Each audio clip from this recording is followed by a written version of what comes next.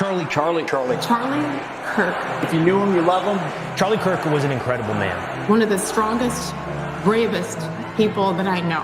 Charlie has the work ethic of no one I have ever met in my life. I don't think it can be understated, the impact that he had. One of the greatest communicators of the generation. He was more than just somebody who would comment on the news. He genuinely respected and genuinely loved, in a Christian manner, the people on the other side of the table. He didn't hate anybody. He would give the shirt off a back to help someone that was in need, regardless of their political stripe. His ideas were about faith, family, freedom. This young man with an idea that became a movement. What he built is part of his legacy, but also part of that legacy, more importantly, is a husband and a father. Irreplaceable. He was irreplaceable. He's a one of one. Right? Charlie Kirk was at the tip of the spear, never flinched, never backed off. He wanted that back and forth, but not out of anger, not out of a place of he wanted to humiliate them or embarrass them or something like that, because he wanted to actually try to communicate with them. He went into the belly of the beast, he went on these college campuses, and he evangelized. This man who had a life force that was so much bigger than himself. If everything completely goes away, how do you want to be remembered?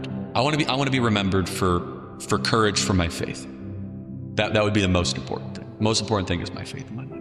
I hope that the story of Turning Point USA, again, we started with no money, no connections, and no idea what I was doing, resonates with some of you. Government sucks! It's a nonprofit called Turning Point USA. To despair is a sin. And some people say, oh, Charlie, it's too hard. It's too overwhelming. It's too dark. Snap out of it. You still live in the greatest nation ever to exist in the history of the world. There is still so much to be hopeful and to be thankful for. And we have agency. The globalists are worried that you are waking up. They're worried that their fraud and their nonsense is finally being exposed, and you are at the central nerve of all of that. Ask God how to use you. Find a place to plug in. I am thankful for you. We had a vision because we love the country. Push yourself harder. Here I am. Lord, use me. You guys might remember a year ago, I gave the whole speech of here I am, Lord, send me. And it was kind of this joke that we had as soon as I gave that message. I remember him getting off stage and I say, honey, do you realize what you just did? He's like, yeah, I just spoke. And I was like, no. You said, here I am. That is a very powerful statement.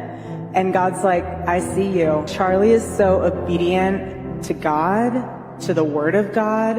And it's been so humbling to witness the way that God has used him this year, because he made that declaration a year ago, saying, here I am, I'm ready. Wherever you need me to be, Lord, I'll be, and I'm your servant. Just put me out there in the thick of it. You see, they wanted us to be quiet and afraid and silent and subservient. They wanted us to cower into our corner. But the conservative movement has changed fundamentally. I hope you guys understand this. This is the greatest country ever to exist in the history of the world. And I can say, wow, there was a debate. Is God done with this country? And now I can say confidently, no. God is not done with America, and our best days are ahead.